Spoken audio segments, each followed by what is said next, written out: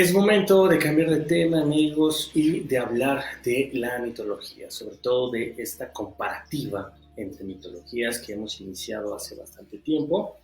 En esta ocasión continuaremos el tema de los mitos de estos seres marinos de los que se hablaba en la antigüedad. ¿Cómo interpretar que tantas culturas ancestrales tuvieran mitos, leyendas tan similares, sino también algunos, se podría decir que idénticos, sobre todo de la existencia de un océano primordial, del caos, del vacío y demás, del origen también de nuestro planeta, de la humanidad, etcétera? ¿Qué argumentación encontramos sobre el culto, por ejemplo, a la serpiente a nivel global, de la cual también ya hemos hablado, de la serpiente como creadora de la vida, como dadora del conocimiento? ¿Cómo es que toda la cultura ancestral también tiene a la serpiente emplumada, el dragón, a las pares de serpientes opuestas, también como símbolo a este ser, como símbolo dentro de sus mitos? ¿Cómo entender que existan tantas versiones del diluvio en el que pereció toda la humanidad, salvo un hombre y su gente, gracias al aviso de una deidad? ¿Y qué decir del mito de la raza de gigantes que habitó la tierra antes del diluvio? ¿Por qué tantos otros le atribuyen sus conocimientos a una deidad civilizadora, proveniente de otras tierras, de otros planetas, de otras estrellas? Existen en culturas de todo el mundo relatos de seres anfibios también, que según los mitos, en una época remota, instruyeron a la humanidad sobre diversas disciplinas como la agricultura, como la medicina, la arquitectura, la astronomía. Anteriormente ya hemos iniciado con este tema al hablar de los relatos o mitos de estos seres de tipo anfibio, como fue el caso de los Oanes y como el caso también de los Apkal. Continuaremos el día de hoy explorando los mitos antiguos de estos seres anfibios, pero ahora vamos a recurrir a nuestro continente y vamos a iniciar con la tradición maya. Un señor que fue fotógrafo, arqueólogo, anticuario francés, el señor Augustus Le Plongeon, realizó estudios de diversos yacimientos arqueológicos precolombinos. Particularmente se enfocó en la civilización maya en la península de Yucatán. Este señor indicó el parecido entre el nombre del dios Oanes, del que ya hemos hablado anteriormente, y de la palabra maya Oana, que significa el que tiene su residencia en el agua. Recordemos que los Oanes eran enviados por el dios Ea Enki, que surgía de las aguas del Golfo Pérsico cada mañana para instruir a la humanidad. Oanes eran criaturas anfibias míticas representadas en los relieves babilónicos como seres con el cuerpo de pez, pero que por debajo de este cuerpo de pez tenían la figura de un hombre. También en el libro del Popol Vuh, la Biblia del pueblo maya quiché, tiene también referencias a estos seres del agua.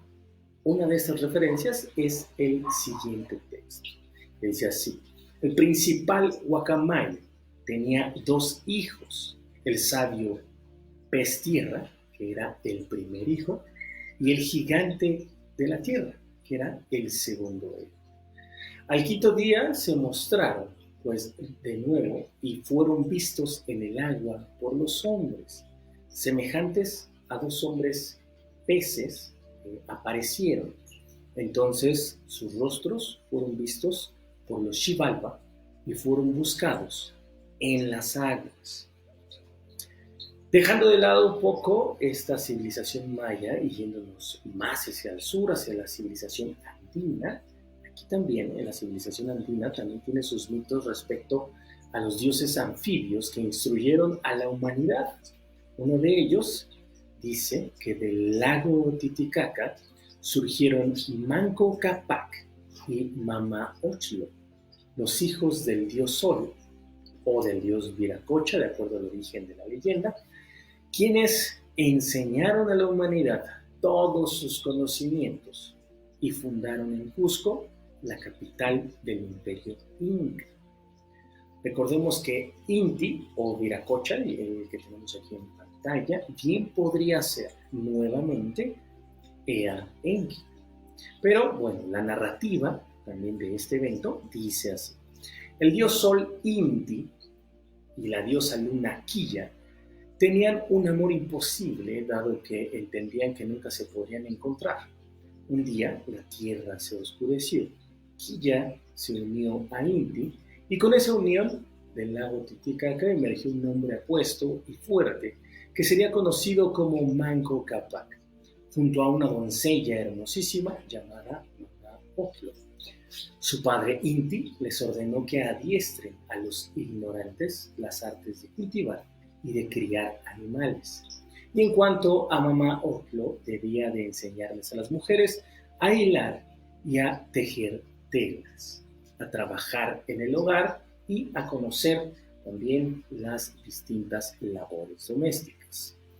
Continúa el texto diciendo lo siguiente: llevadle, hijos míos, la luz del conocimiento a los hombres, ilustradlos en la verdadera religión y dadles leyes, dadles orden, pues sin leyes ni orden no hay vida en la tierra.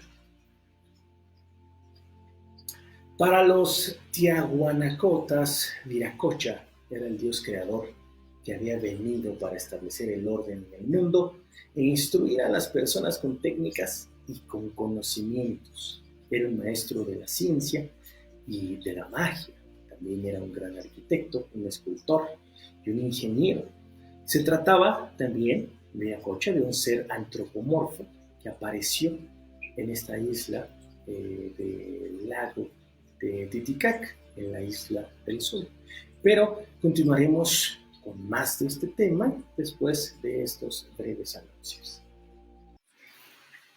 Continuando con estos mitos y siguiendo con esta zona de Tiahuanaco, Viracocha, estábamos hablando de este dios Viracocha, este dios creador, que era un maestro en todos los aspectos, maestro en la ciencia, en la magia, en la arquitectura, en la escultura, en la ingeniería y demás.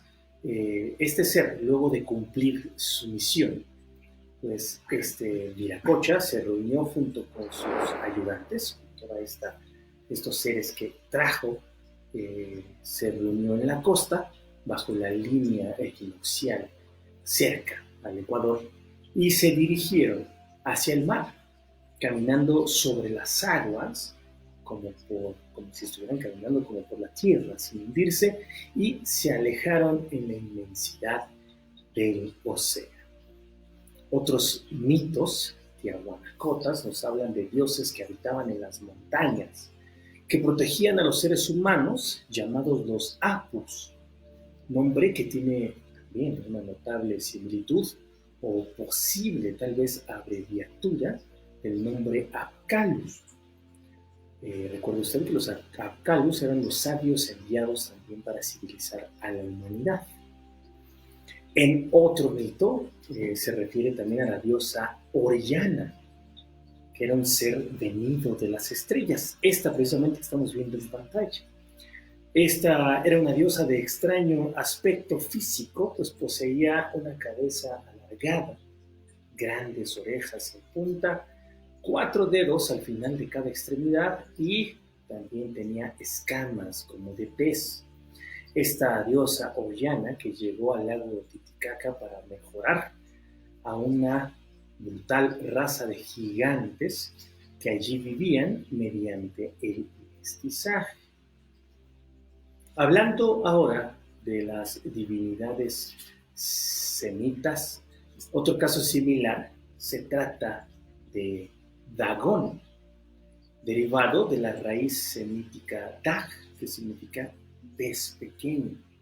Una divinidad anfibia, un antiguo dios de la fertilidad, adorado en Siria y en la región más occidental de Mesopotamia.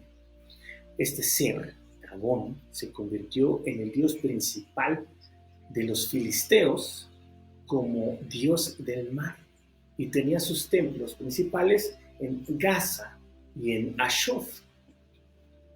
Resumiblemente, Dagón era también Dagán, el dios ugariti.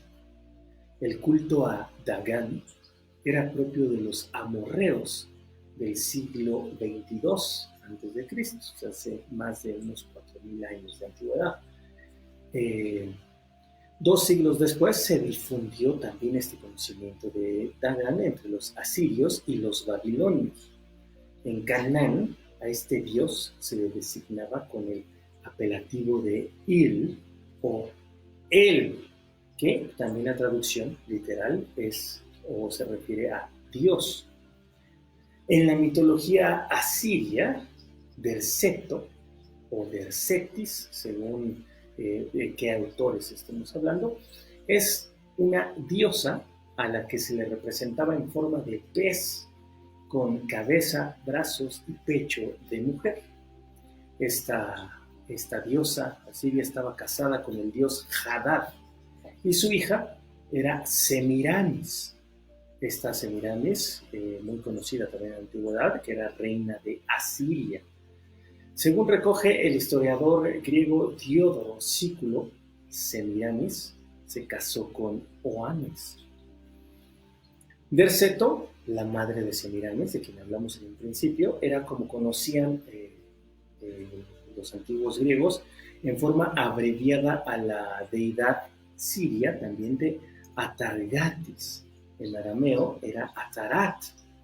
Esta era la representación femenina y las fuerzas fecundantes de la naturaleza, así como Dagón era del lado masculino o de la masculinidad.